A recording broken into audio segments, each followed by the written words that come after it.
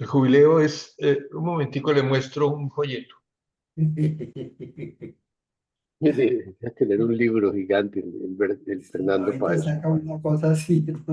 Cuando saca una enciclopedia del tamaño, don Leonidas, ¿qué hay? Hola, Leonidas, ¿qué hay? ¿cómo están? Qué gusto, Bien, Leonidas. Leonidas. Ah, bueno, ya aquí tratando de seguir el hilo. ¿Cómo están? ¿Cómo me hiciste acordar del famosísimo chiste del papá que le dice al niñito, ¿trajo el hilo? Pues, y el niño le dijo, sí, hijo, lilísimo, papi.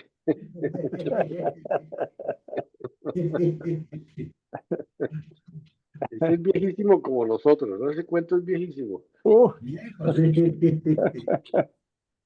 Ahí Yo le con también el voy a echárselo a jubileo. mis hijos porque me dicen que ya se lo saben de memoria. Bueno, Ferdi, cuéntanos la enciclopedia del jubileo. ¿No ve? Jubileo. Hijo del diablo. Esto está en italiano.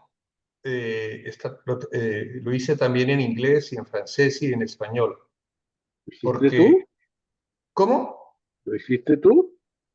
Sí, yo lo confeccioné, obviamente yo no me lo inventé todo, pero extraje lo más importante porque aquí hicimos, celebramos ya el jubileo de todos los miembros de la curia, después vinieron los socios de distintos países del mundo en un curso, entonces hicimos también el jubileo, después con otro grupo especial que vino de laicos y jesuitas, y Sí. entonces, y en octubre que vienen todos los provinciales, se va a hacer también la peregrinación que se llama. Se comienza en el Ujú, Castel Sant'Angelo al final de la Vía de la Conciliación y se va hasta la Basílica. Bueno, ujú. pero entonces tiene, eh, y se los puedo enviar incluso por un poquito la historia del jubileo, Sí. ¿sí? ¿Qué significa el peregrinaje que se hace? Todo esto son con fotos y síntesis de todo lo que publicaron en el Vaticano para el año. ¿Qué significa la Puerta Santa y por qué se atraviesa y cómo se hace? Eh, Hay que hacer la profesión de fe en la basílica, delante de la tumba de San Pedro o en las iglesias donde se gana el tren del jubileo. El otro aspecto que se debe hacer es la caridad y la reconciliación. Bueno, y después vienen a qué significa la indulgencia que se gana y el sentido de la oración de este periodo. Después vienen todas las oraciones que se hacen durante el peregrinaje. Entonces, el jubileo sencillamente es una celebración que se hace cada 25 años en, eh, dedicado a algún aspecto especial de la fe. Y es inicialmente un año de fiesta o de júbilo por la celebración de la resurrección de Jesús, ¿sí? Entonces tiene ese sentido. Ya desde el Antiguo Testamento se hacían peregrinaciones o celebraciones especiales del jubileo. El jubileo viene de júbilo, de alegría, de gozo, el jubilar, De ¿cierto? julio, Y venía o sea, proclamado en el tiempo especial de libertad y de reconciliación de las personas. Incluso se hacía la liberación de algunos presos o sí, o inocentes o que habían cumplido su condena. Y hoy en día tiene también ese sentido, de una liberación más espiritual, más personal. Por eso hay una serie de condiciones para ganar el jubileo. Es lo que les mostré ya, hacer un peregrinaje pequeño, atravesar la Puerta Santa, hacer el acto de fe, obviamente celebrar el sacramento de la reconciliación, orar por el Papa y practicar alguna obra de caridad.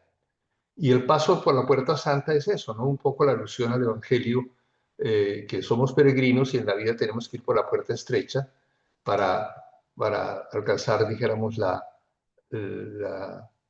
la redención total, la liberación total, ¿no es cierto?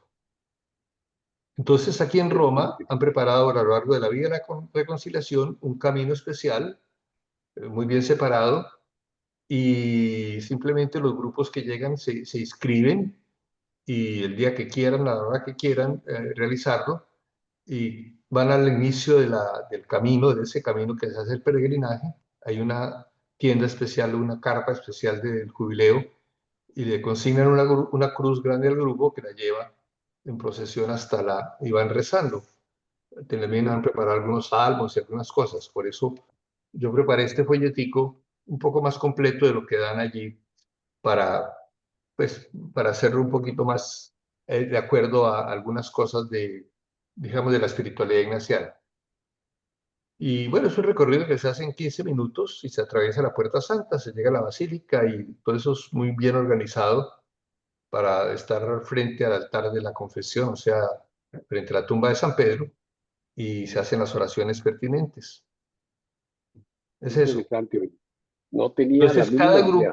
cada grupo que viene, por ejemplo, lo que dice Darío, la celebración de los distintos grupos, implica que hacen este peregrinaje, pero también al lado de eso hacen muchas otras celebraciones, conferencias, encuentros, misas especiales. Sobre todo para esos grupos hay una serie de actividades correspondientes a los grupos, ¿no? Si los enfermos, si los voluntarios, se hizo el de los artistas, el de los científicos, el jubileo de los diáconos, sean permanentes o, o jerárquicos, diríamos, diáconos religiosos, en fin. Y todavía quedan muchísimos grupos por realizar, ¿no? Distintas, de los ancianos, de los niños, jubileo de los jóvenes, que fue desafortunadamente, La eh, semana. se iba a hacer culminando con la misa de canonización de Carlos Acutis, este joven Ujú. italiano, pero claro, coincidió con la muerte del Papa, eso se suspendió, pues se suspendió la canonización, pero los jóvenes que vinieron, fue una cosa pues desbordante, desbordante. Claro, tuvieron 3 días, 4 días de actividades distintas, etcétera, a propósito del jubileo. Entonces, no solamente hacer el caminito, sino todo un encuentro de preparación, de celebración, de formación, etcétera, para cada uno de los grupos. No sé Sí. si he dicho Y bueno, claramente, más o menos es no, eso. no, Oiga, pero perfecto. entonces esto es más que todo ritual, ¿no? No es tanto de una estudio o No, algo no, así. no. Lo Ritual. fundamental es un proceso de conciencia, de conversión y de cambio personal o grupal. Y por eso pues se reza. La condición para ganar las indulgencias es eso, confesarse, rezar el credo, rezar por el Papa, hacer alguna obra de caridad, como para una renovación espiritual, ¿no es cierto? Pero Ah, sí. obviamente no se quede solamente en una rezoncita ahí de 15 minutos, sino junto a eso se hace toda una actividad también formativa y, y de encuentro y de convivencia, ¿sí? Bien. ¿Y eso quién ¿lo inventó, Fernando? Eso, el Papa Bonifacio IV fue el que instituyó, espera a ver si no me equivoco, sí, Y es es cada Bonifacio 25 años, IV, ¿no? Bonifacio VIII, desde el año 1300. Wow, wow. Pero como digo, ya en el Antiguo Testamento se encuentran muchas celebraciones de jubileos por victorias, por celebraciones, pero a partir de Cristo, pues obviamente inició una etapa nueva y por eso desde el año 1300 se institucionalizó lo que ahora se hace. Cada día se perfecciona, pero eso viene desde muy antiguo. Y eso se hace cada 25 años, es decir, volverá a Oficialmente ser cada 25 años, sí. ok, Pero hay jubileos extraordinarios, como hizo el Papa Francisco, el jubileo de la misericordia, por ejemplo. Entonces, el Papa puede convocar a un año de un jubileo especial, extraordinario. ok, interesante. Eh, Para César y Daniel que entraron un poquito tarde, o tarde no, pero después de que Fernando comenzó, vino una pregunta de Marcelo preguntando qué era el jubileo. Y Fernando, dimos con la persona exacta para la explicación exacta del asunto en el momento exacto. Gracias, Ferdi. Ustedes pueden Gracias. ganar el jubileo en Bogotá o en la ciudad donde estén, en la Ah, plaza, no hay que ir a Roma, no hay que ir a Roma. No, no, no, no, no, no. En Ah, todos los países, aquí en Roma, en las basílicas, se puede ganar el jubileo en cualquiera de las basílicas, y incluso se abrió una puerta santa, Papa Francisco abrió una puerta santa en la cárcel de Revivia, es una inmensa cárcel que hay aquí en el norte de Roma. Esa fue de las primeras puertas que él abrió, pero en Bogotá, en la Basílica Catedral, obviamente, y no sí, sé si habrá otros sitios que el cardenal de la, Bogotá pues designa para que se gane el jubileo, pero en cada ciudad, en Medellín, en todas las ciudades, por lo menos en la catedral o en la iglesia principal de los pueblos, obviamente está habilitado para ganar el jubileo. Ahora entiendo. Ahora Eso es a nivel entiendo. mundial, eso es a nivel mundial. El Sí, jubileo no solamente es en Roma, sino es en todo el mundo. ahora En fin, entiendo. por ejemplo, Con las el jubileo buenas de la tardes Misericordia para lo todos. inauguró Francisco en una iglesia eh, muy pobre en el Congo, Ah, el jubileo de la Misericordia. Después vino a Roma y lo inauguró aquí en las basílicas, pero lo primero lo hizo en medio de los pobres, en una iglesia en un pueblito del Congo.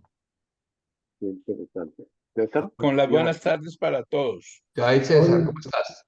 César, Un buenas gusto, tardes. Hola, gusto buenas tardes. saludarlos. Gusto saludarlos. Yo tenía una pregunta para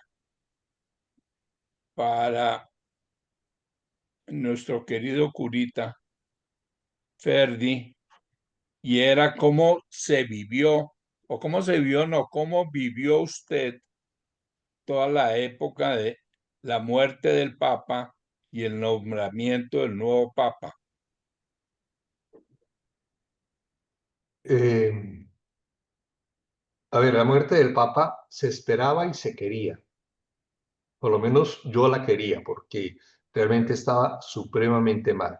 Y quizás ustedes lo vieron en el último domingo, el día anterior a morir, que dio la bendición y apenas si tenía alientos para levantar un brazo y para decir tres palabras, ¿no? Estaba ya supremamente congestionado. Y ya, sí, era suficiente ya que viviera hasta ese momento. Total, se esperaba, y yo creo que en muchos, y también en mi pensamiento, porque me dices que cómo lo viví yo, que se diera pronto, primero para que descansara de su sufrimiento, que realmente estaba padeciendo fuertemente de su enfermedad, pero sobre todo por todo el movimiento interno dentro de la curia romana, ¿no? De la curia vaticana, perdón. Porque cuando el jefe ya no funciona, pues aparecen, ¿no es cierto?, muchos caciques a dirigir la tribu, y eso no es bueno. Por eso creo que fue positivo el que no se demorara tanto esa transición, porque si no se hubiera revuelto mucho más la cosa. Por lo tanto, la muerte, pues sí, con tristeza, pero con la conciencia de que todos pasamos, ¿no es cierto? Que algún día nos llega el momento, y sobre todo después de un pontificado, pues relativamente largo para él, porque ya fue elegido con buenos años y con muchísimas dificultades, tremendas dificultades como asumió el Vaticano y como tuvo que enfrentar a nivel del mundo. Después, toda la expectativa de la elección. Obviamente venían las cábalas, ustedes las vieron seguramente. Se quería que fuera un italiano, pero no se encontraba una figura eh, como muy adapta para tomar las riendas de la iglesia entre los italianos. No obstante, Parolín tenía mucha, dijéramos, como Hinchada. puntaje en medio de la prensa y de los medios. lo mismo Zuppi, que es el presidente de la Conferencia Episcopal Italiana y cardenal en Bolonia. Bueno, estaban otros, ¿no? Tagle, el filipino, que hubiese sido también excelente, excelente papa.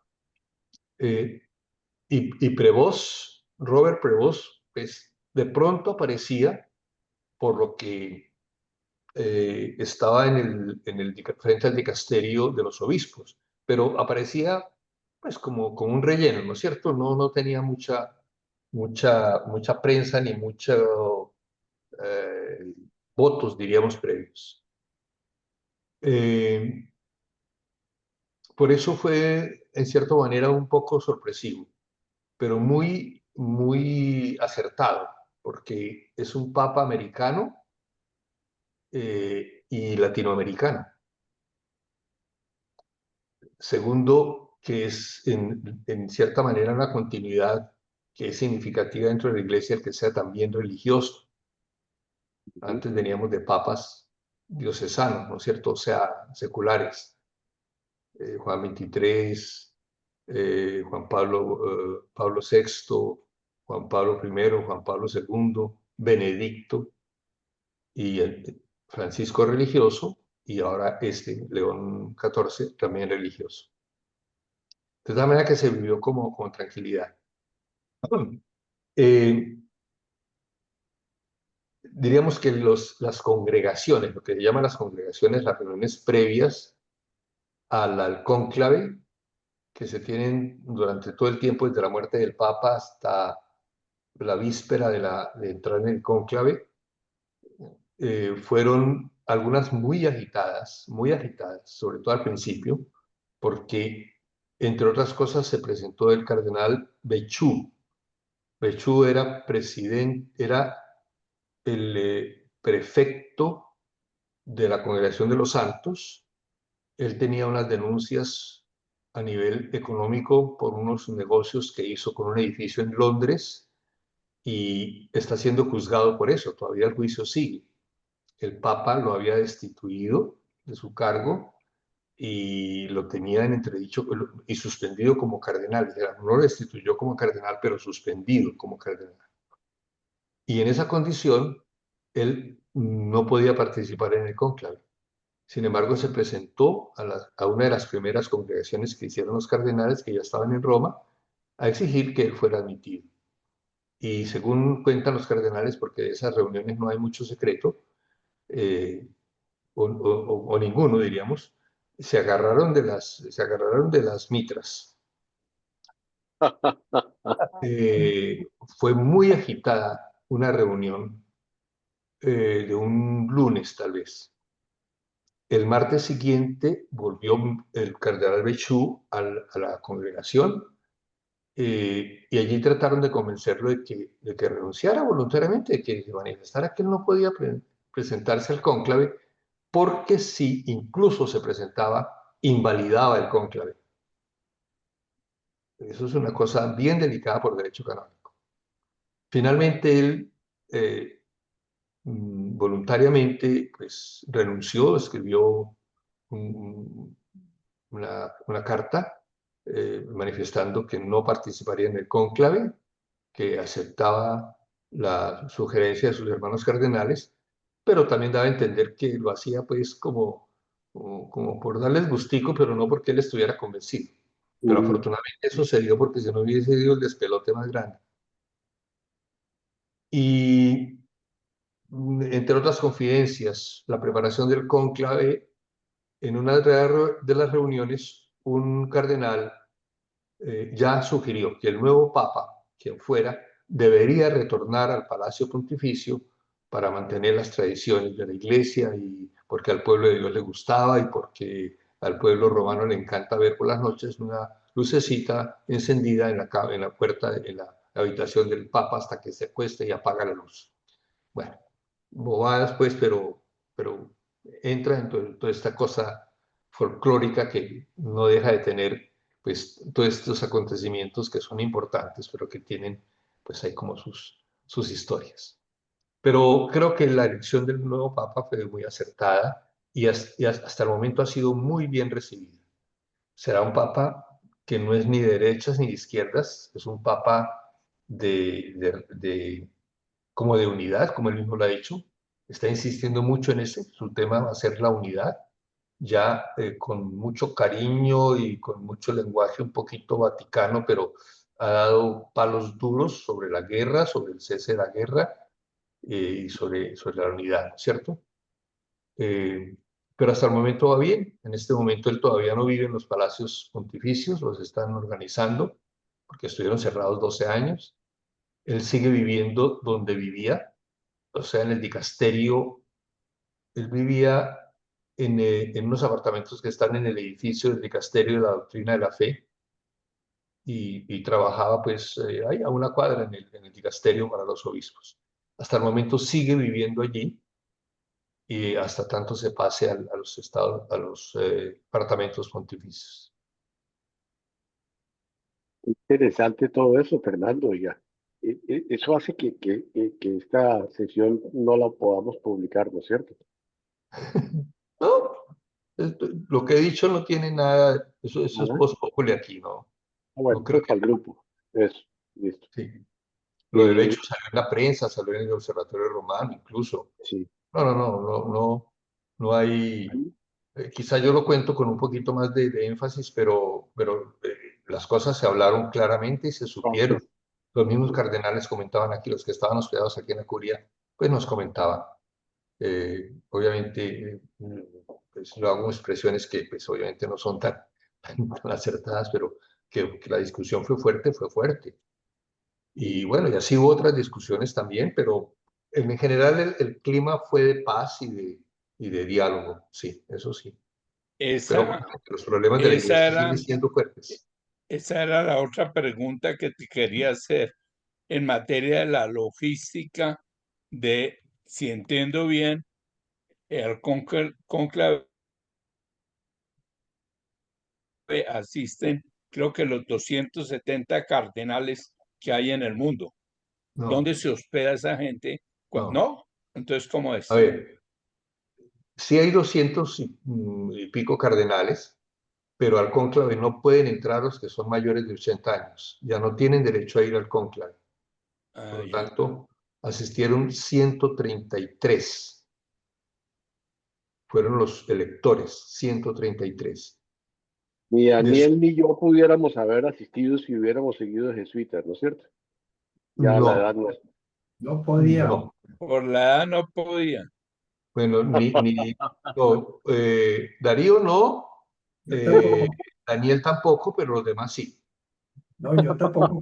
Debe haber otras causas de impedimento fuera de la edad, al cual Hay que seguramente ser cardenal, hay que ser participaríamos. cardenal, Hay que ser cardenal.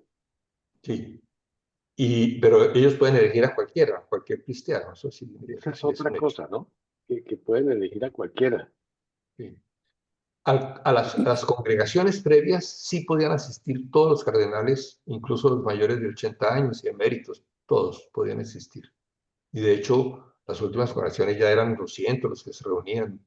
Que algunos llegaron ya a la víspera, muy la víspera, incluso de los electores. Pero Y para, entre, y entre ellos se hacen propaganda para que voten por ellos.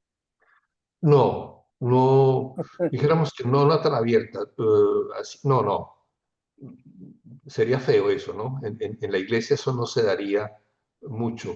En la película del Cardenal aparece un poco ese aspecto, pero lo que sí es que no, ellos pueden hablar tranquilamente, conocerse, no tienen todos los elementos tan estrictos como tenemos nosotros los jesuitas, creo que somos los únicos, porque otras congregaciones se hacen campañas y, por Sí, ejemplo, sé de los franciscanos, ¿no? sí. Cuando tienen la elección ellos llaman ¿cómo llaman? Prior, Eh, prior. ¿No es el, prior? el- no, el, bueno, tiene un nombre especial, no lo llaman general, pero tiene otro nombre. Eh, Hacen campaña, dice, vote por mí y yo le ayudo a que sea rector de esto y tal. Entonces sí, Eso, No, sí piden voticos y hacen campañas.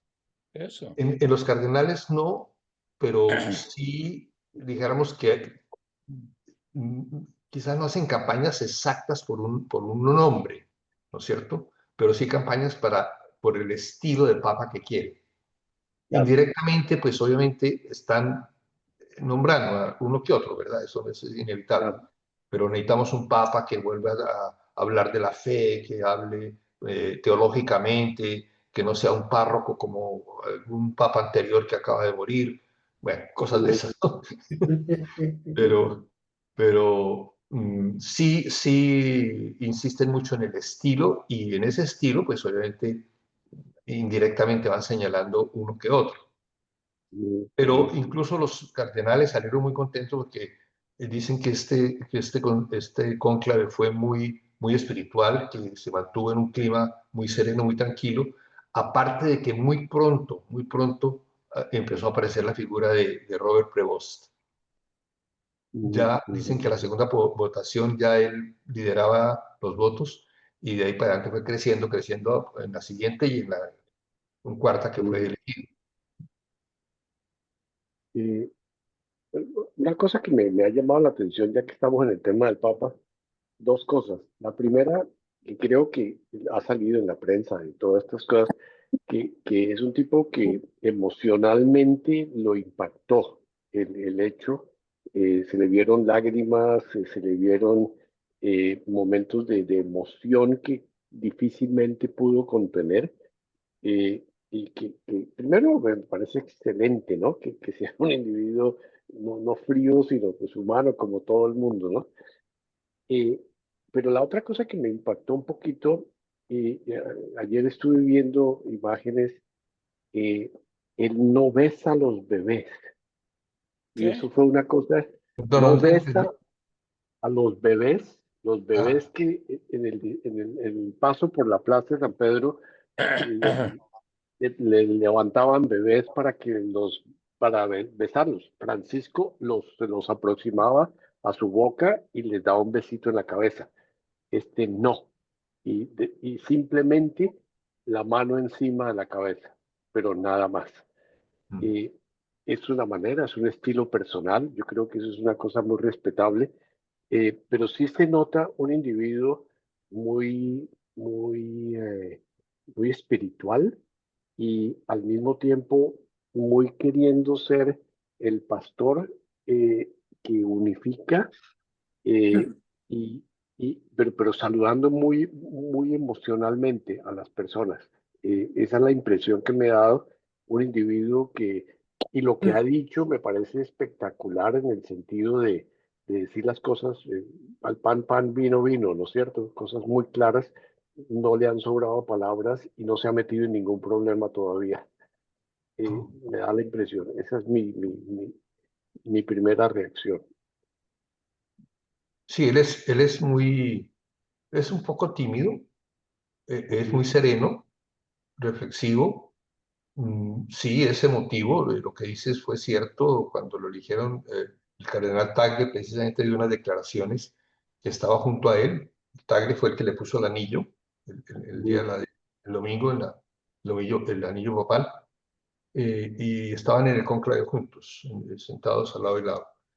Y claro, dice que se emocionó mucho cuando ya vio que el- eh, se acercaba al puntaje necesario para ser elegido. Pero se muestra así, muy ecuánime, muy sereno, no es el efusivo como Francisco, no, tiene su estilo, es acogedor, cercano. No sé si vieron ustedes, después de la misa del domingo, entró a la basílica, se quitó los ornamentos, se puso su museta roja y su estola. Eso es volver un poco a la tradición, cosa que no hacía Francisco, y saludó a todos los diplomáticos, ¿no? A todos los enviados de los distintos países. Muy sereno, muy tranquilo. Cuando llegó el rey de España, sí se emocionó mucho, ¿no? E ujú, incluso fue como más efusivo, diríamos, ¿no? E incluso cuando fue un viejito de Irlanda, un conde o no sé quién era, se adelantó, se salió del protocolo y se fue al encuentro de él porque él venía con muletas o venía con bastones, con dificultad de caminar, pues ya es muy mayor. Pero de resto se mantiene muy ecuánime, muy sereno, muy tranquilo, muy reposado, mucha escucha y eso dicen que no se precipita, ¿no? Cualquier decisión o escucha Ujú, y se toma su tiempito rápido, pero decide y ejecuta. Es como su estilo, ¿no? Que ya lo traía desde antes. ujú, ujú. Al Pero único sí, que abrazó no fue a su será hermano, él, no ¿no? sé. ¿Cómo? El único que abrazó fue a su hermano, al hermano mayor de él. Ah, sí. Entiendo que es lógico. Sí. Muy bien. ¿Qué ibas a decir, Fernando, que te interrumpí? No, no estaba Ok. hablando un poco de su actitud y de su carácter más bien sereno y tranquilo, pero es muy cercano a la gente, ¿no? La Sí. gente queda, Oiga, queda imagínese, impresionada con el primer encuentro. Fernando, Ujú. imagínese que aquí armaron una bronca típica, ¿no? Eh, Petro llegó, le dio la mano y después no solamente le dio la mano, sino que le dio palmaditas encima de la mano y después agarró al Papa. Sí. Aquí han armado, la oposición obviamente, una pendejada de tierrero que qué falta de, ¿cómo se llama? Respeto.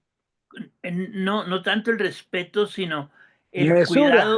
el cuidado de las, ¿cómo será, Fernando? De las, De las sí, formas, sí hay, pero sí hay una reglamentación de cómo debe acercarse uno al Papa. ¿Existe sí. esa? A ellos Protocolo. les van advirtiendo cuando están en la fila esperando, les advierten cómo proceder y de no demorarse ni empezar a hacer conferencias, cosa que también hizo un poco Pues, Pedro. pues Petro se las saltó todas, Ujú. Sí, se notó eso, todas. se notó que fue distinto. Yo vi eso No, también y no has visto el video. Si no han visto el video, vean el video. Aquí armaron un tierrero. A mí me pareció muy imbécil que arman el tierrero por eso, ¿sí?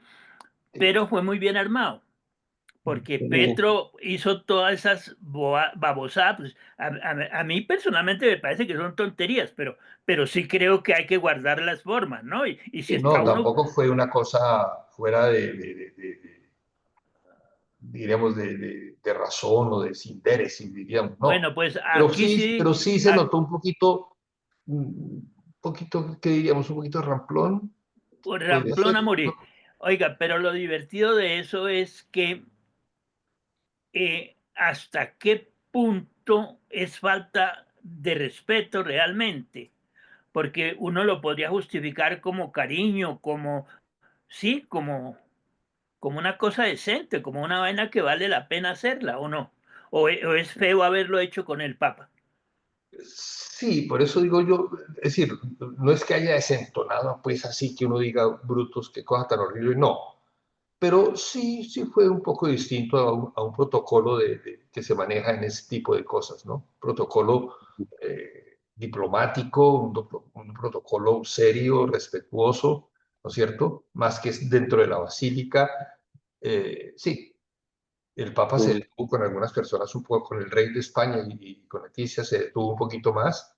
Él fue un poquito más efusivo ahí, pero siempre guardando las formas, las distancias, las maneras, ¿no? Sí, sí.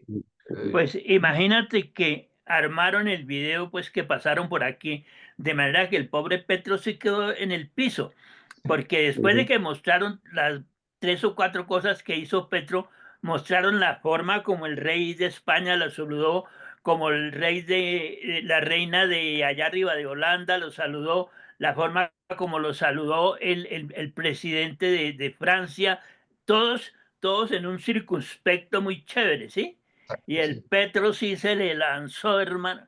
Pues sí, eso un fue, poquito más chabacano, eso a sí, mí me eso sí. pareció divertidísimo. Francamente me pareció súper divertido. Y que no hay derecho que armen enredo por esas vainas, ¿no? Que No, no, no. completamente Tampoco no fue que pues, se fuera de tono, no, no. Mm, Distintico, sí, un poquito. Más, Ni, sí. ni que hubiera sido como cuando Chávez se lanzó a darle su beso a la reina de Inglaterra. Eso sí, ya es palabras mayores. Ah, eso sí, la abrazó y toda la cosa. Yo creo que la vieja todavía en su tumba debe estar sacudiendo. Bueno, señores, ¿quién quiere seguir con sus impactos de la semana? Ya hablamos del impacto general. Ahora vamos a los particulares. ¿Quién quiere seguir? Pues yo tengo un comentario, es un comentario chiquito. Eh, Nunca me había preguntado si yo sí realmente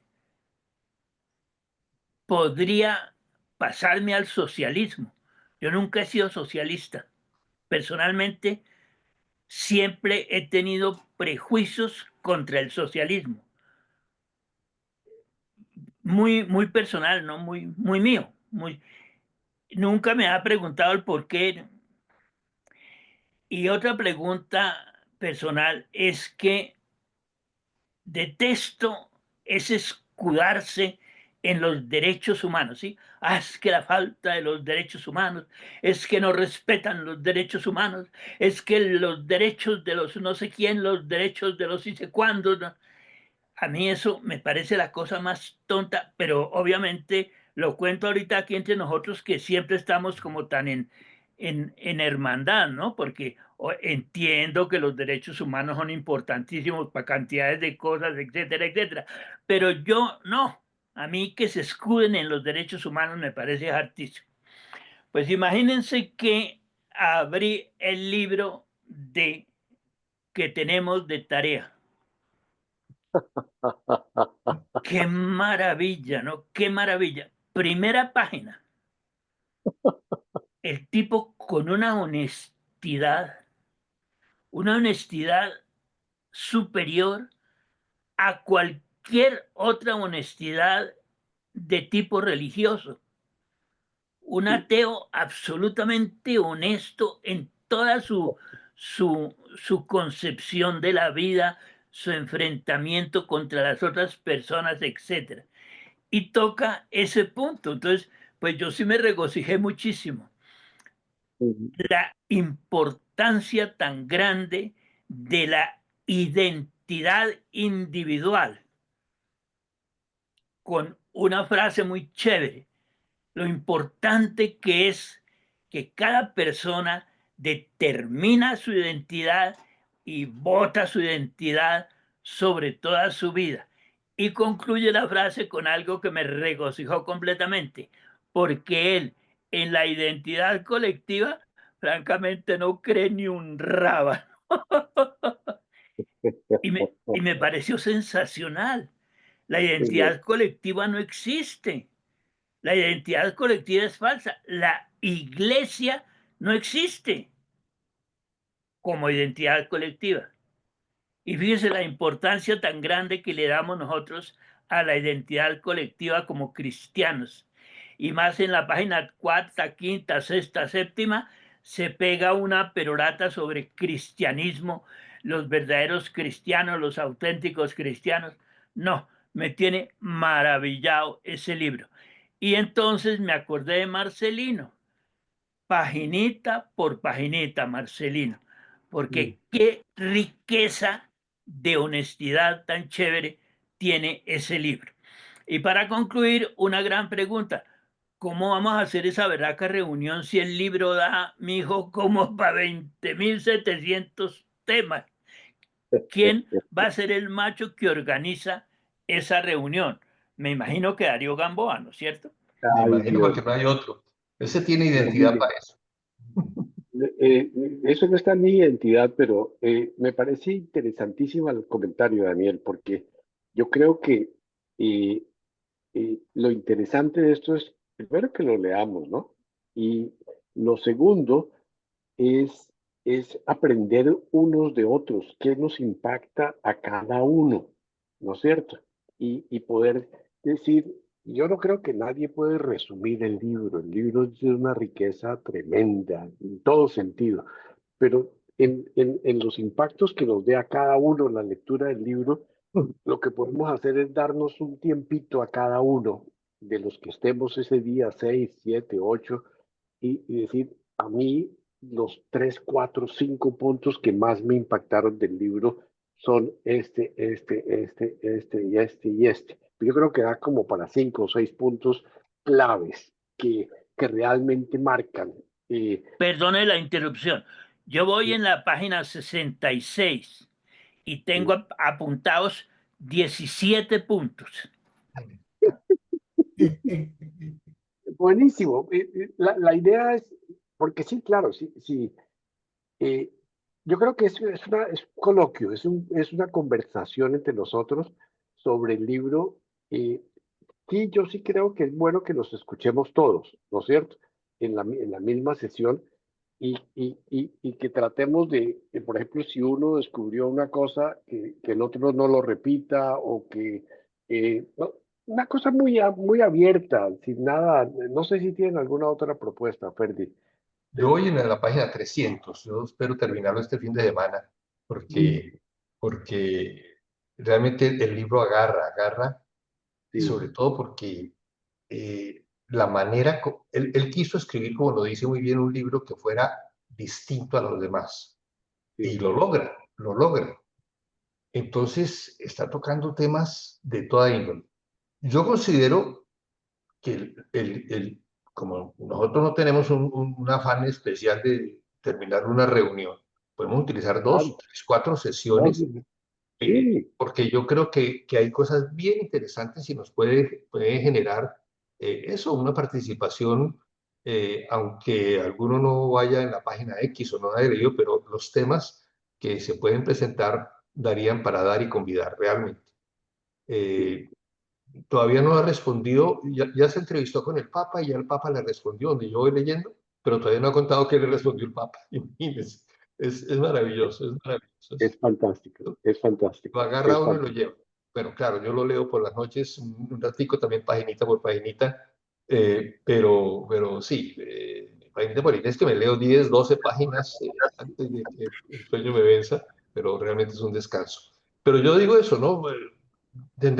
Podemos utilizar todo el tiempo que queramos, Sí, eh, sí, me porque parece. no tenemos afán de decir tenemos que terminarlo en una sesión, no necesariamente. Entonces, pues ya veremos Buenísimo. qué surgen y qué inquietudes. Pues la primera sesión de las 17 puntos que lleva Daniel, pues ya nos daría para suficiente.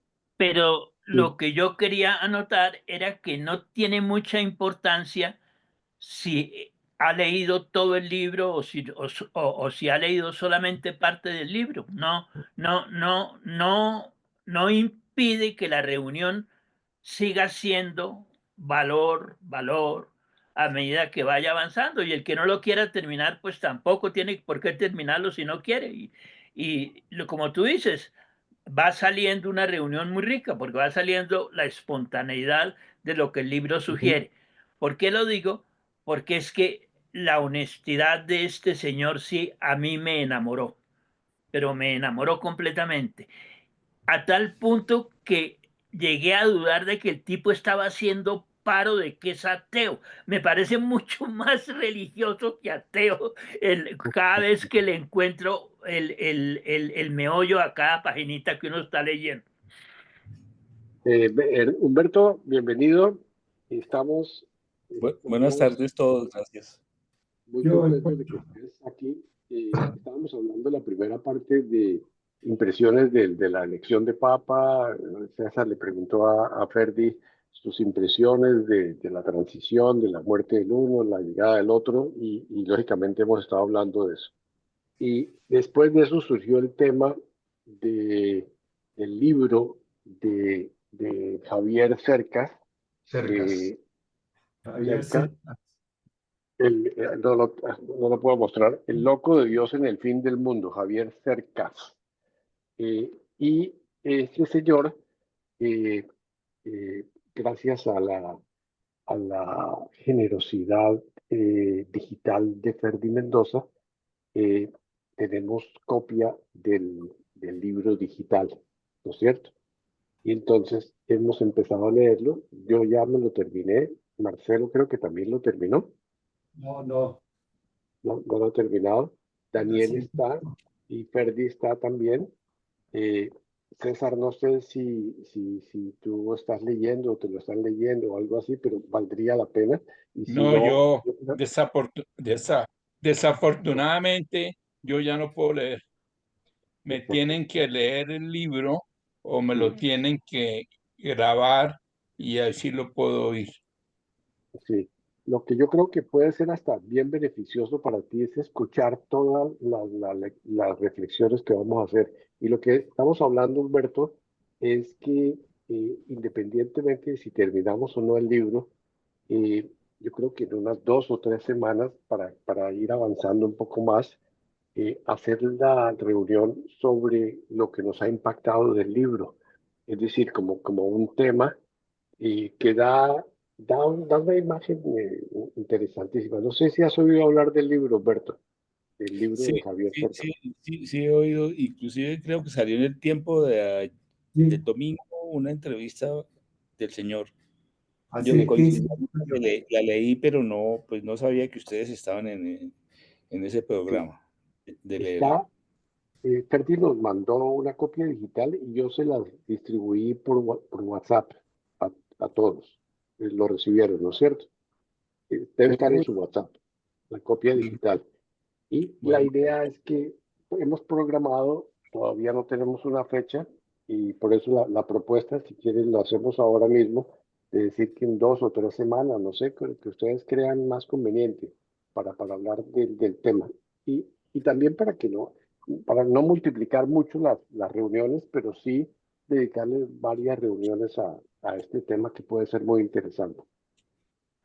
Esto es lo que estamos hablando.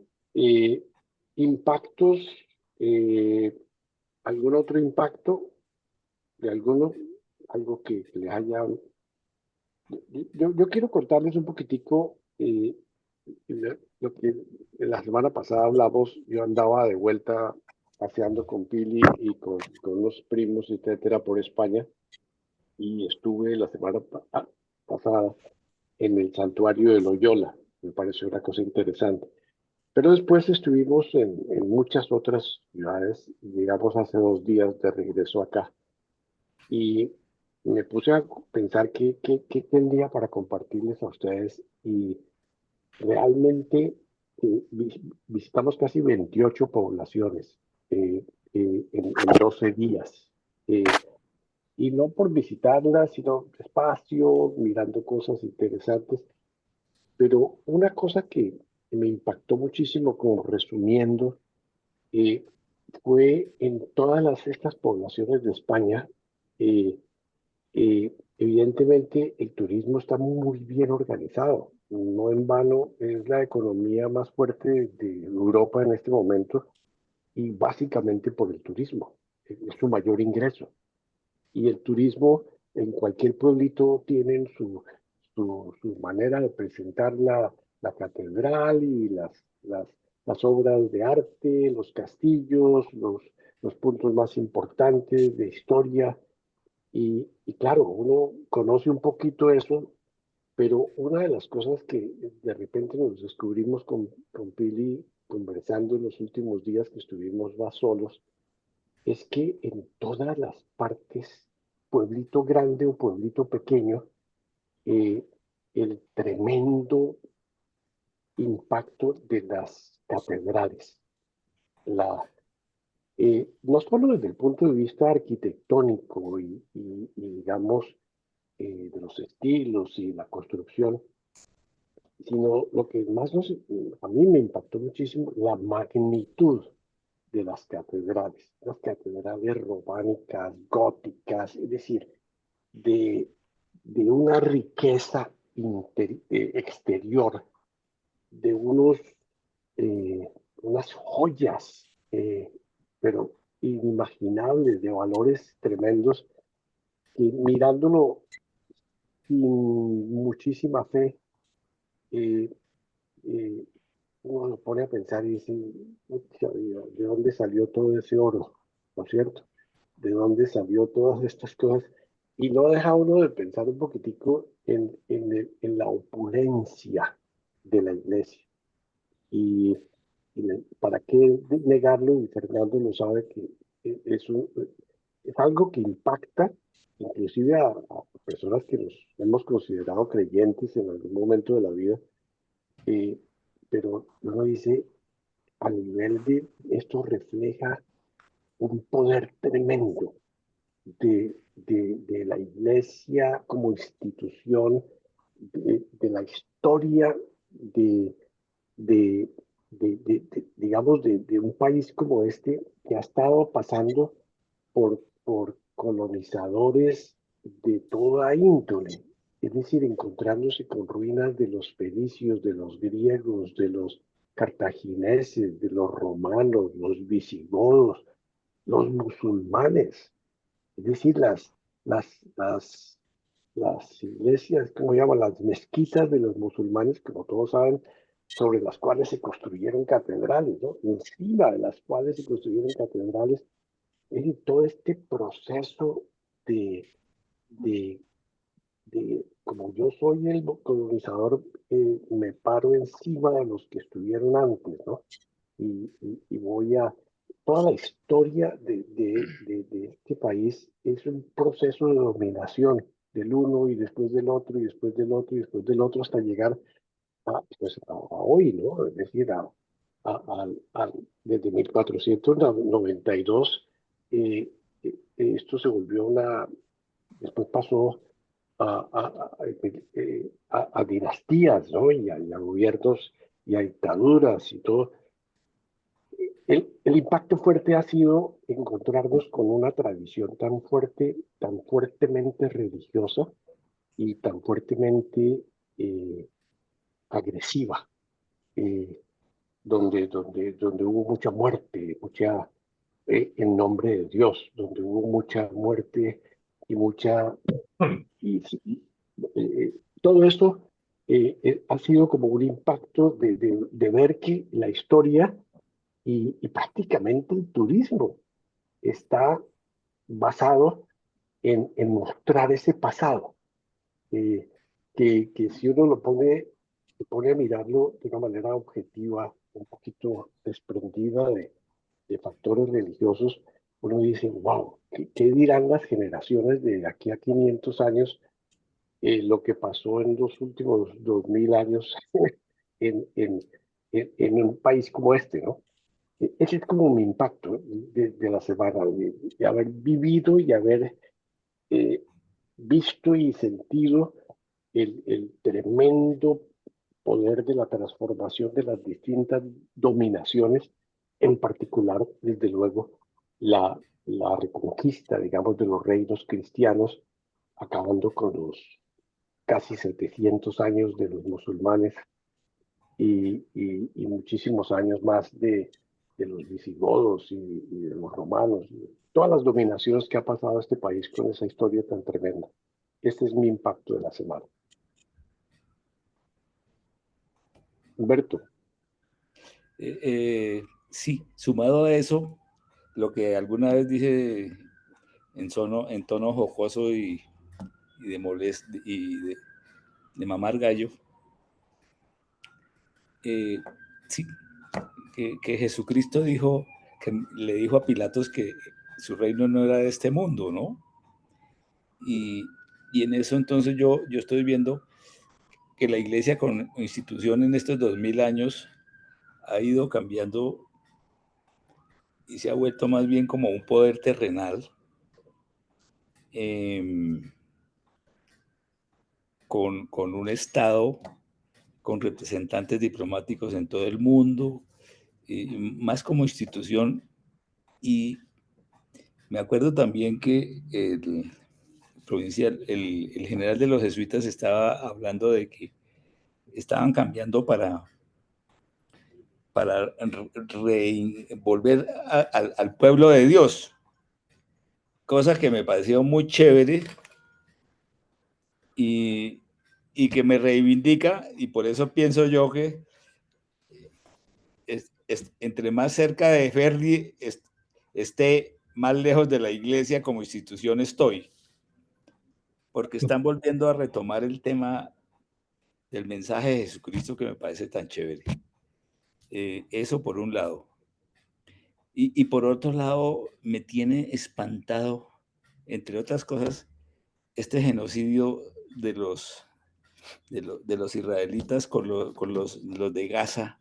Es que es increíble cómo están matando a ese pueblo, desde los niños para abajo. Y me impacta que el mundo no dice nada en serio. Y es un genocidio y todos los días se mataron 50 niños, se están muriendo ya de hambre. Óigame, yo no sé cómo interpretaron el genocidio de los nazis con los judíos en su momento, porque a mi gusto están repitiendo la historia.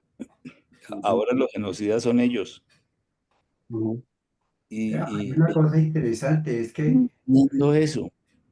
el Reino Unido ya cortó relaciones comerciales con Israel.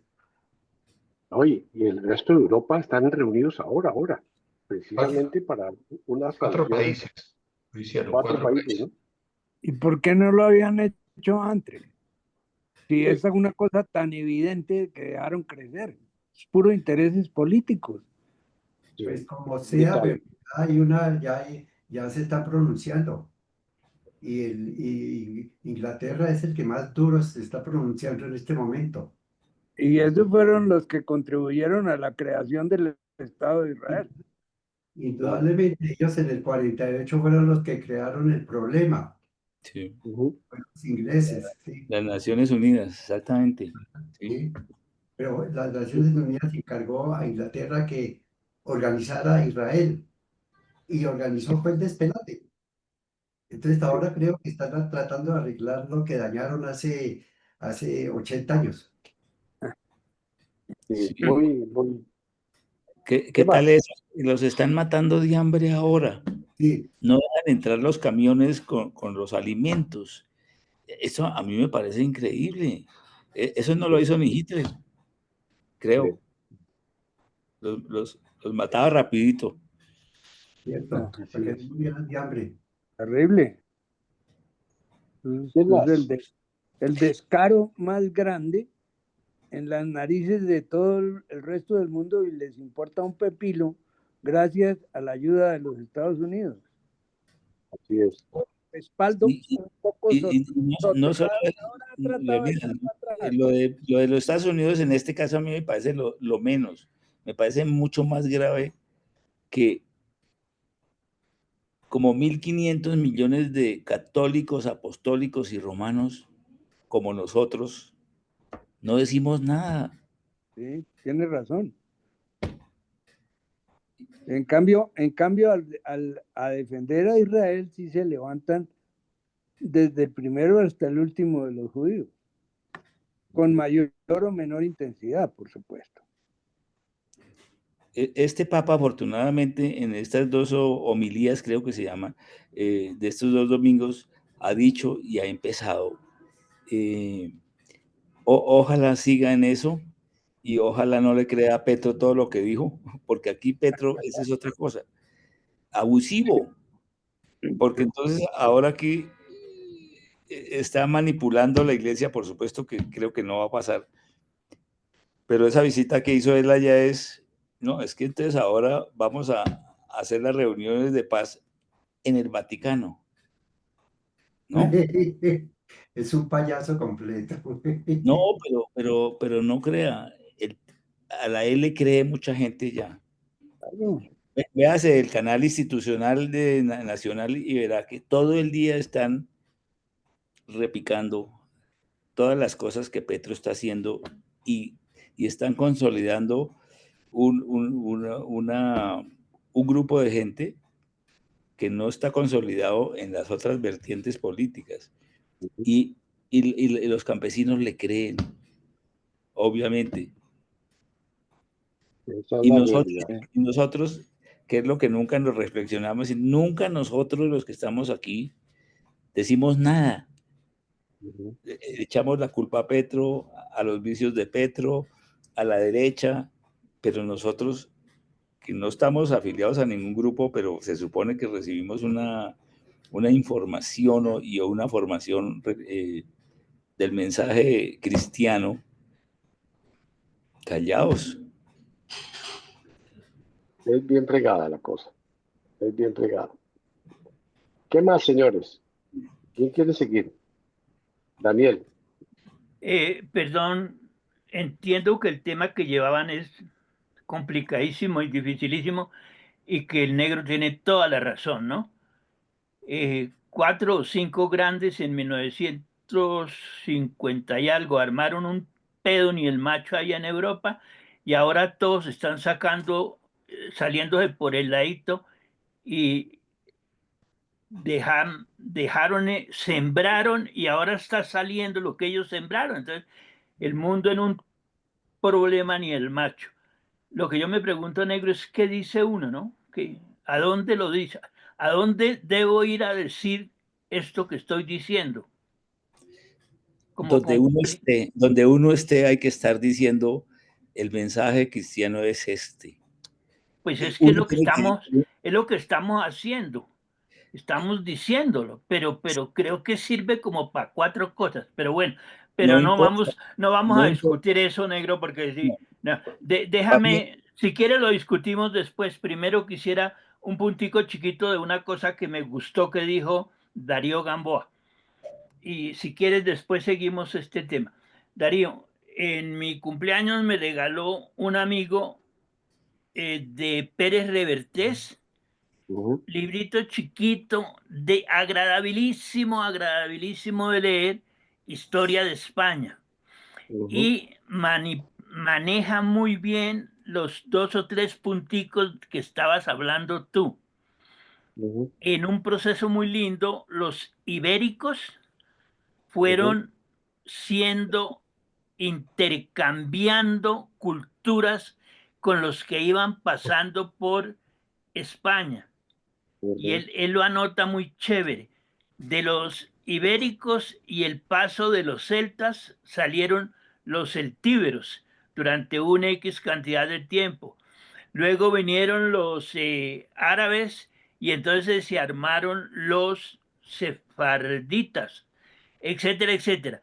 Es en tomadura de pelo, Darío, en pura tomadura de pelo, pero es muy profundo y muy rico de leer para responder esas preguntas tan chéveres que tú hiciste al respecto.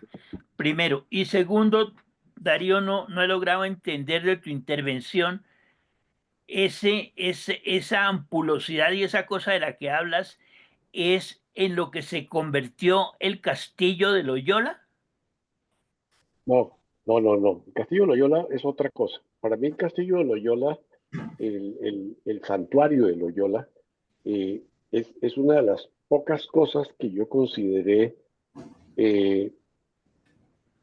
bonita, elegante, profunda, bien organizado.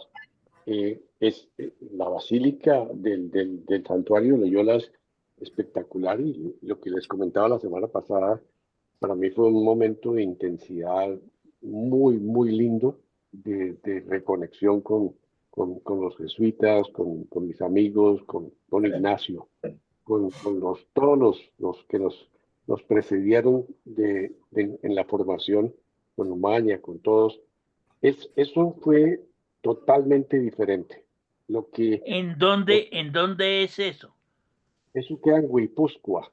Guipúzcoa Pero ahí fue donde nació Ignacio. donde nació Ignacio, exactamente. Aspeitia. Asperia, El pueblo se llama Aspeitia y al ladito está Ascoitia. Pero la casa torre y el santuario están ahí cerquita a Aspeitia. el lugar es espectacular. Pero tú pones en una foto, pones aquí nació. Y yo me quedé verde porque no entendí entonces dónde era. Si nació, según acaba de decir Fernando, era en otra parte. No. Es que Aspeitia está a 10 metros de donde está el santuario. Ah, ya. Perdón. Okay. Perdón la ignorancia. No, para mí era la ciudad, pero puedo estar equivocado en eso. Fernando tiene que saberlo mejor. El lugar me pareció excelente y lo que les decía la semana pasada, muy profundo, muy respetuoso, muy claro. No, mi comentario sobre todo lo otro de las grandes catedrales y las grandes riquezas, porque uno tiene que verlo en los pueblos que entra. Ah, mira, aquí está esta catedral, aquí está esta otra. Aquí, y claro, va la historia, va, mira un poco qué hay detrás, pero también ve el lujo tan impresionante, las construcciones tan impresionantemente grandes. Y esa parte es lo que Humberto decía. eh, Cada vez que yo entraba ahí y veía y me gusta la parte estética, la arquitectónica, pero me decía, este no fue la iglesia que Jesús quería, esta no era la iglesia que Jesús quería. Esto fue creado por seres humanos con grandes egos, por mecenas, por individuos que querían hacer donaciones y donaciones y donaciones para construir una catedral más grande que la otra, porque el otro construyó aquí una, yo construyo esta otra, y métale plata y métale, y ahí se enterraban los nobles, se enterraban los ricos. No era la iglesia de los pobres, definitivamente. Estoy de acuerdo con lo que dice Humberto y con lo que uno ha visto y con lo que el Papa Francisco particularmente trató de hacer. Para mí su legado fue: vamos a la iglesia original, al Jesús original, y su vida y su mensaje fue ese de humildad, de no vivir en palacios, de no vivir de toda esta cosa. Pero entiendo que 20 siglos o 15 siglos de papado monumental aliado a los gobiernos no se borran de la noche a la mañana, ¿no es cierto? Y ojalá este papa siga la misma línea del pastor, con olor a oveja, como decía Francisco, eh, porque sí, lo otro, hoy en día, quitando el aspecto, respetando muchísimo la fe de las personas, eh, yo digo, me hizo escándalo a mí, toda esa opulencia. Sí, perdón. A ver, quiero tocar rápidamente los temas de Humberto y el tuyo. Yo me estaba preguntando si un pobre entra a nuestras casas, empezando por aquí donde yo vivo, y Darío la Ujú, conoce, Humberto la conoce, eh, Marcelino también estuvo por aquí, ¿no es cierto? En mi casa. ujú. Si entra un pobre a esta casa, como han entrado, dije, ¡qué palacio! Y es verdad. Y si entran al apartamento de ustedes, ¿no dirían lo mismo? Claro, Exacto. A ver, lo digo no es para como enriquecer la cuestión, ¿no? El dilema que nos genera grandes palacios, grandes catedrales, estructuras magníficas, adornadas, arquitectura, arte, etcétera, etcétera. Bueno, eso, ¿cómo se compagina con eso otro que es lo importante, ¿no? Porque la iglesia no son paredes, la iglesia son personas. Entonces, al hablar solo de la parte artística o arquitectónica, habría que balancearlo pues, con lo otro, ¿no? Con eh, qué iglesia construimos, cuál es la riqueza y el valor de esa iglesia que se llama católica y que está al lado de los pobres y que comparte los sufrimientos y que trata de luchar por, por, por ellos, ¿no? Y lo uno perfectamente con lo que Humberto decía, ¿no?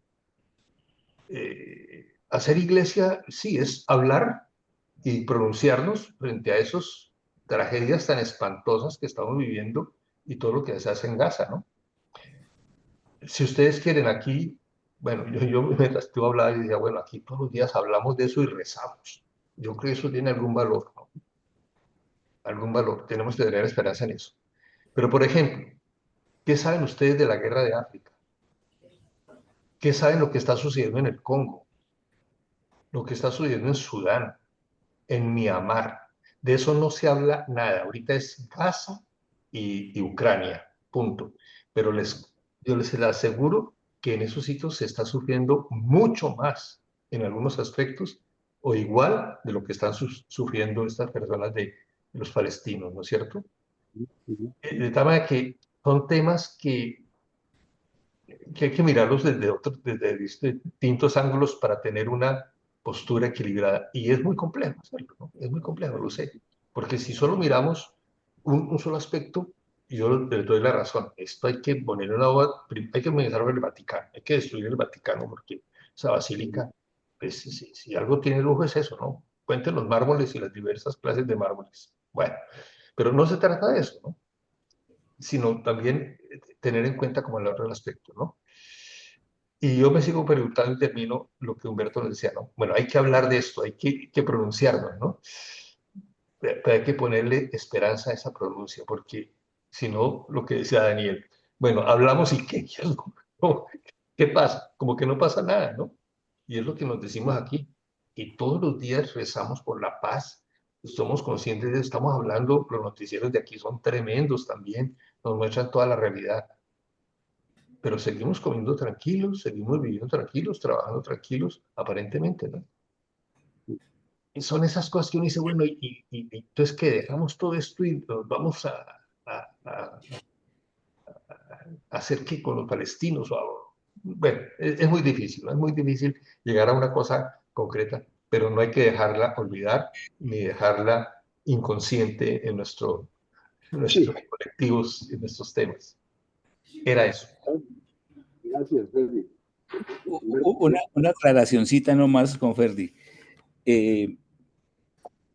Sí, yo lo que cuando hablamos de los palacetes y hablamos de las iglesias pomposas y eso, lo que de pronto yo creo que tratamos de decir es que la iglesia no se puede enfocar en eso y que ese es el desenfoque de la iglesia, de un poco del poder, un poco de la riqueza, eh, y, y- y cambiar el esquema y decir, volver con la iglesia de Dios como se dice en la iglesia, ¿no es cierto?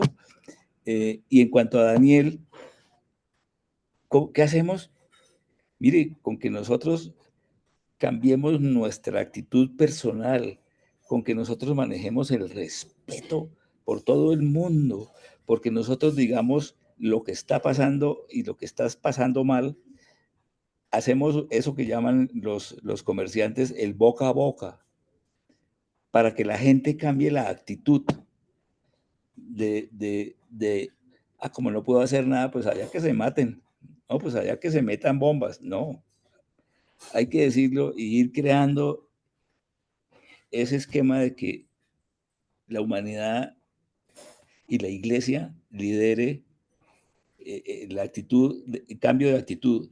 Primero la iglesia, nosotros también, y, y yo creo que es la única manera de ir, de alguna manera, llegar a tener la paz, ¿no?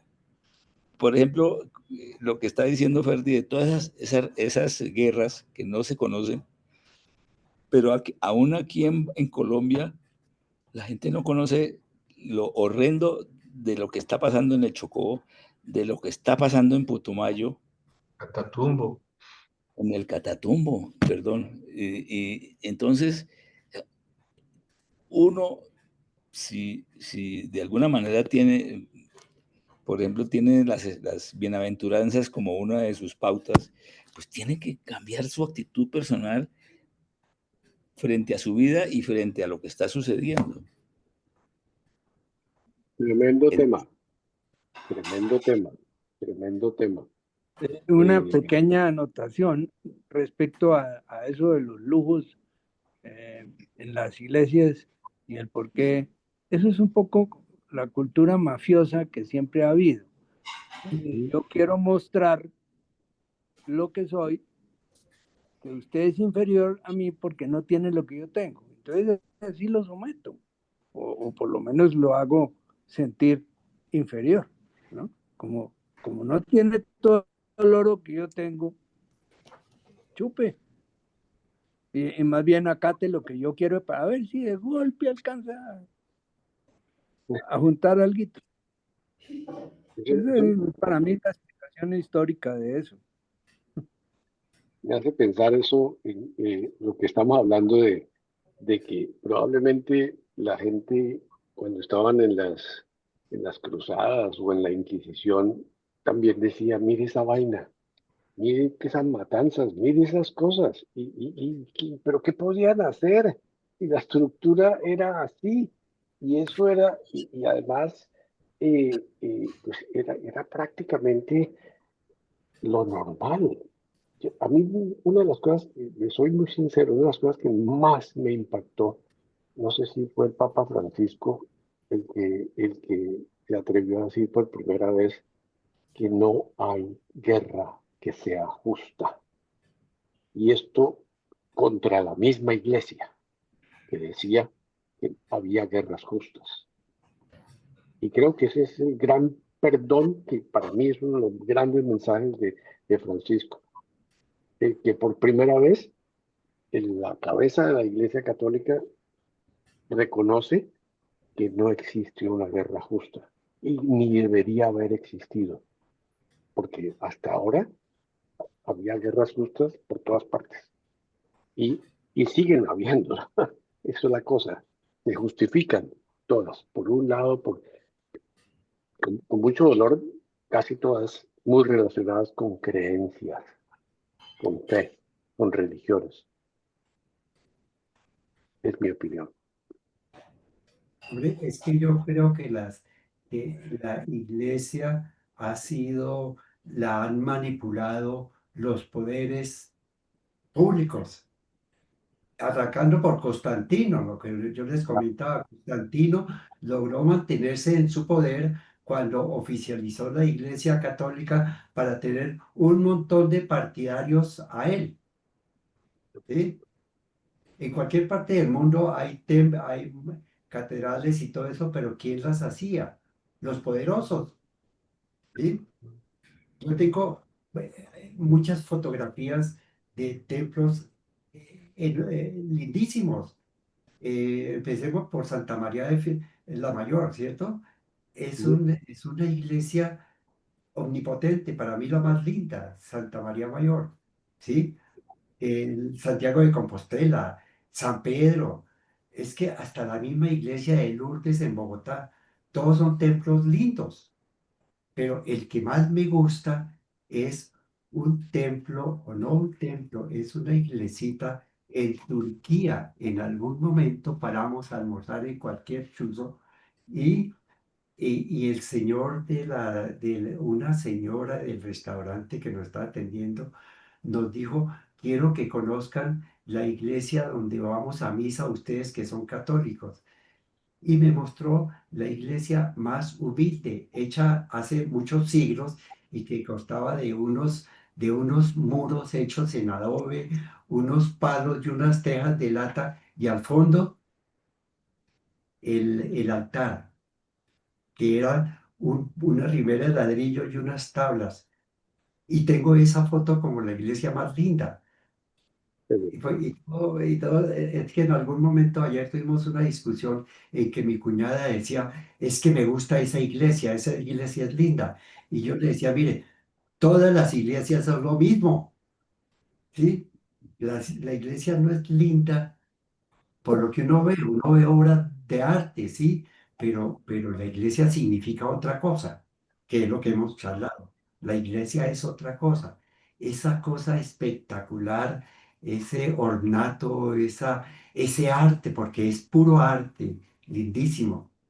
Eh, la iglesia de la Sagrada Familia en Barcelona es un arte que no se ve en ninguna parte del mundo, pero la esencia es otra. Esa no es la iglesia, ¿cierto? Lo que hemos hablado. Interesante. Muy bien, señores. ¿Cómo estamos? ¿Alguien más quisiera decir alguna cosa? A ver, yo Sí, quiero compartirles un poquito mi apreciación sobre el tema. Yo creo que nosotros sí podemos hacer muchísimo y es cambiando nuestra actitud frente al problema. Y en la medida en que uno pueda colaborar para que las cosas no sigan como están, pues uno debe hacerlas. Quisieras ponerles el siguiente ejemplo. Yo tengo hoy enfermero de día y enfermero de noche. El enfermero de día lo tengo a través de una empresa legalmente constituida. Ellos me cobran a mí 130.000 pesos diarios por sus servicios, pero ellos le pagan al enfermero 50.000 pesos diarios. Y encima, el enfermero debe pagar su carga prestacional. Eso quiere decir que a quien presta el trabajo no le quedan sino más o menos 40.000, 35.000 pesos diarios. Y yo estoy pagando 130.000 pesos. Tengo una lucha interna con mis hijos porque yo no quiero seguir pagándole a la empresa intermediaria. Porque si no le pago a la empresa intermediaria, y Humberto me ayudará si estoy bien o estoy mal, yo quiero contratar, como ya lo he hecho, o sea que ya podemos hacer cosas directamente al enfermero. Entonces, para yo no tener problemas laborales con la ley laboral, yo le pido a mi enfermero que me traiga toda su carga prestacional, pago de EPS, pago de pensión, pago de la caja de compensación. De esa manera, a él, en vez de que le queden 40.000 pesos, le van a quedar por lo menos 70.000, 80.000 o 90.000 pesos. Y yo tengo una lucha grande con mis hijos, porque mis hijos no quieren enfrentar un problema legal el día de mañana por la contratación de la persona directamente. Yo me opuse totalmente y dije, enfrento el problema si se me llega a presentar, pero no sigo utilizando el intermediario. Entonces, fíjate que sí podemos hacer muchas cosas. Puede que macro no nos funcione, pero individualmente sí las podemos hacer. Y creo que estamos en la obligación de hacerlo y enfrentar lo que se nos venga. Muy bien. Si nosotros no cambiamos de esa actitud pasiva porque no nos toca, acuérdense, yo estuve en la bomba del Nogal y cuando explotó la bomba yo decía, pero yo ¿por qué estoy metido en esto si esto no es conmigo? Claro que es conmigo, claro que es con todos. Todos estamos metidos en la olla. Y si uno toma la ley del menor esfuerzo y se hace el tonto y el pendejo, pues simplemente vive su vida y deja que los demás decidan por uno. Muy bien. ¿Alguien más? Hombre, mire, a mí me ocurrió eso, yo en alguna obra, cuando estaba en Constructora Colmena, en una obra teníamos contratada una empresa que hacía el aseo para entregar las casas a los nuevos propietarios.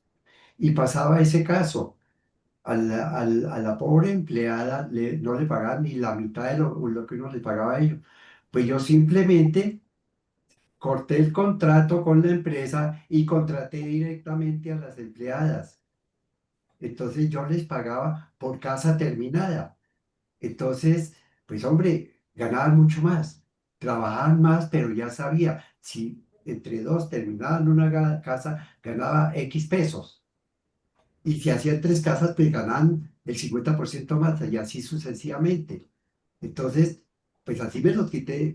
Y la empresa creo que Constructora con M en algún momento me llamó la atención, pero se entendió la razón y no hubo por qué no. El abogado simplemente me dijo, una persona es libre primero de trabajar con una empresa o trabajar independientemente. Eso lo puede hacer una persona. ¿Mm? Y segundo, uno como contratador, pues puede contratar a quien quiera y puede quitarle el empleado a esa empresa. Eso no es malo. Eso no lo prohíbe la ley. Eso lo hice Eso yo. tiene, eso tiene un montón de intríngulis que no vale la pena hablarlos acá, porque Sí, en esencia lo que queremos hacer, lo que yo quiero decir es que tenemos que cambiar nuestra actitud porque el problema es de absolutamente todos. claro que sí. Sí, Muy señor. bien, señores. ¿Algún tema más? Entonces, les propongo que pongamos una fecha para el tema del loco de Dios en el fin del mundo. ¿Qué les Yo parece? propongo que empecemos la semana entrante. Es Comentando la a otra alguien que propuesta. comente algo, ¿Ah? ¿Cómo? alguien que comente algo, ¿no? Lo que más le haya impactado. Podemos comenzar que yo creo que es muy claro en lo que cada uno, lo que estaban discutiendo ahorita, ¿no? Cada Sí. uno enfrenta las cosas a su manera. Ujú, Entonces voy a decir una barbaridad y con todo el respeto, perdonen. Cada uno sabe qué va a leer de ese libro y cómo lo va a leer. ujú, Si lo va a leer todo o si va a leer pedacitos o si lo va a terminar. Yo personalmente creo que tenemos que aceptarnos así. Así somos y ujú, así debemos ser. Y eso del cambio de actitud, perdón, César, no quiero contradecirlo. Entiendo lo que usted dice y creo que usted tiene razón en algo. Pero a mí personalmente, no lo que usted dice, sino esa idea, a mí me parece demagógica, pura demagogia. Cada persona debe enfrentar su identidad individual y saber qué va a hacer y por qué lo va a hacer. Y somos 6 que todos nos conocemos, todos sabemos cómo somos. Entonces yo creo que la semana entrante podemos empezar y vemos qué sacamos de ese libro, que les digo, el libro si no puede ser más espectacular, espectacular. Y perdonen si fui un poquito como muy impositivo, ¿no? No fue esa mi intención, fue más bien como la reflexión que me hice mientras los oí hablar. Humberto. César, comencemos a cambiar nuestra actitud y entendamos lo que dice Daniel. Es que el problema no es entre usted y yo, No, negrito. es lo que está Yo, diciendo. Entonces, no, negrito. Lo que creo que tú no me has entendido a mí, pero yo creo que sí, porque tú eres muy inteligente, pero carajo. siempre demagógicamente te No. sales echándome el agua a mí.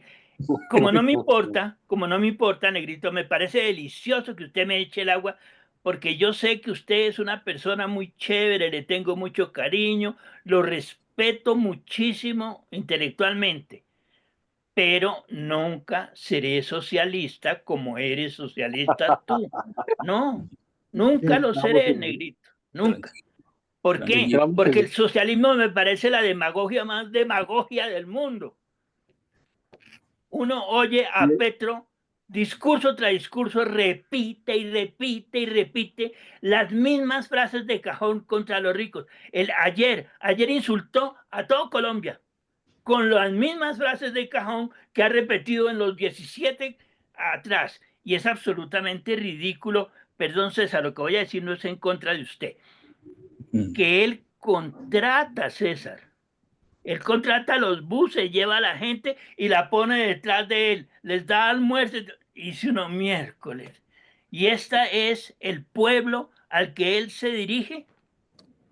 No, el pueblo somos todos. Y para mí, ¿Por qué no seré socialista nunca? Porque la identidad individual está por encima de todo. Si cada persona no es responsable de lo que hace, no tendrá nunca nada. Si vivimos echándole el pato a los que tienen lo que yo no tengo, siempre seré una persona resentida, siempre. Punto. Pero la única equivocación es que Petro no es socialista. Entonces no se puede poner de ejemplo eso. No lo puedo poner como el paradigma del socialismo. Tienes toda la razón. Pero Gracias. ni siquiera el socialismo teórico me convence. Eso es lo que yo quiero que usted sepa, que a mí el socialismo teórico no me convence y que Petro es un ejemplo perfecto, ¿sí? De la pura teoría. 3 años en la presidencia y 4 años en la alcaldía y no hizo un carajo de nada. Y sigue echando el mismo discurso, sigue mentalizando a la gente. Y la gente, como tampoco la gente se mete dentro de sí misma a buscar su propia identidad, vota su demagogia y la gente la recibe. ¿Por qué? Porque la gente cree que si acepta esa cosa, ya lavó la conciencia, ya listo, ya, ahí sí, si yo me pongo enfrente con la realidad de los pobres y los derechos de los que tienen menos, ya, yo ya quedé tranquilo. Pura demagogia. Perdonen. Nos vemos, se nos acabó el tiempo. Ferdi está cabeceando y yo también. No. Y buenísima el tema. ¿Pero Seguimos empezamos la con... próxima semana o no? Sí, claro, empecemos la semana entrante Sí, sobre claro. el libro, lo que quieran comentar y otros temas. Es decir, creo que es abierto.